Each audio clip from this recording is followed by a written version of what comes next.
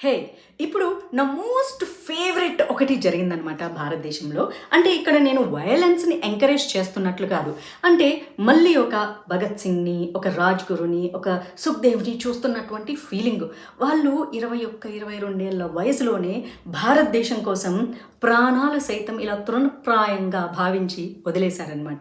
So, అలాంటిది ఈ మధ్య అక్కడక్కడ మనకు కనిపిస్తున్నారు. దట్ టూ యంగ్ పీపుల్‌లో. సో, మామూలుగా ఈ నార్త్ ఇండియాలో జరిగిందనుకుంటా. ఒక ముస్లిం ఫ్రెండ్ తనని భోజనానికి తీసుకెళ్ళేసి నాన్ వెజ్ ఐటెమ్ పెట్టాడు. ఇది ఏంటి? ఇది ఏమన్నా వేరే బీఫా అది అంటే, లేదు లేదు అదేం లేదు. ఇది మామూలు చికెన్, మటన్ అని చెప్పేసేసి అబద్ధం చెప్పి తినిపిచ్చేసి, తిన్న తర్వాత హే!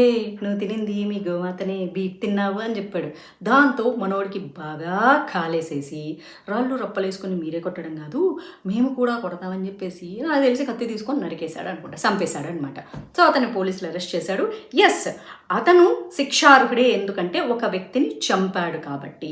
ఏది చట్టపరంగా. కానీ ధర్మం పరంగా వస్తే అతను ఒక వీరుడు అనిపించుకున్నారు.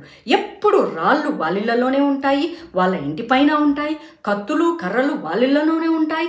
హిందువుల ఇళ్లలో లేరు, హిందువులు చేతగాని వాళ్ళు, హిందువులు పిరికి వాళ్ళగా మిగిలిపోయారు. కానీ నార్త్ ఇండియాలో గోమాతని తల్లిలాగా, దేవతలాగా వాళ్ళు భావిస్తారు. అలాంటి గోమాతని తినిపిస్తానంటే, అని ఇంకోటి గుర్తుపెట్టుకోండి, భారతదేశంలో బీఫ్ ఎక్స్పోర్ట్ ఉంది. అది 3rd పొజిషన్లో ఉంది వరల్డ్ వైడ్. అంటే బీఫ్ అంటే క్యారా బీఫ్ అంతే తప్ప గోమాత కాదు.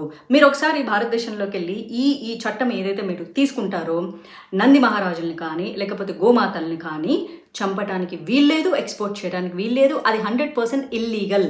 అందుకే ఎక్కడన్నా ఇలాంటి గోవులని తరలిస్తూ ఉంటే దాన్ని పోలీసులకు అప్పచెప్తే దాన్ని కేసు కింద కన్సిడర్ చేస్తారు. మరి భారతదేశం బీఫ్ ఎక్స్పోర్ట్లో అంత పొజిషన్లో ఉంటే కూడా ఇది క్రైమ్ ఎందుకు అవుతుంది?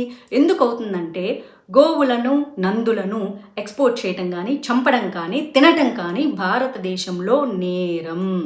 కారా బీఫ్ అంటే లైక్ దున్నపోతులు, బర్రెలు ఇలాంటి వాటిని మాత్రమే ఎక్స్పోర్ట్ చేస్తున్నారు తప్ప ఆవుని, ఎద్దుని కానే కాదు. ఇది చాలామందికి తెలియదు, మీరు తెలుసుకోవాలి. Which is a crime in India. అది ఎవరు చేసినా సరే వాళ్ళకి ఖచ్చితంగా ఇంకా కఠినమైన శిక్షలు ఉండాలి. భారత న్యాయ సంవిధానం ఇంకా ఎక్కువ కఠినమైన చర్యలు తీసుకుంటే చాలా బాగుంటుంది. కానీ వాంటెడ్లీ హిందువులకి గోమాతని తినిపించి సాడిస్టిక్ ఆనందం పొందే వాళ్లకు ఇతను వేసిన శిక్ష 100% ధర్మపరంగా కరెక్ట్, చట్టపరంగా నేరం. మరి మీరేమంటారో చెప్పండి.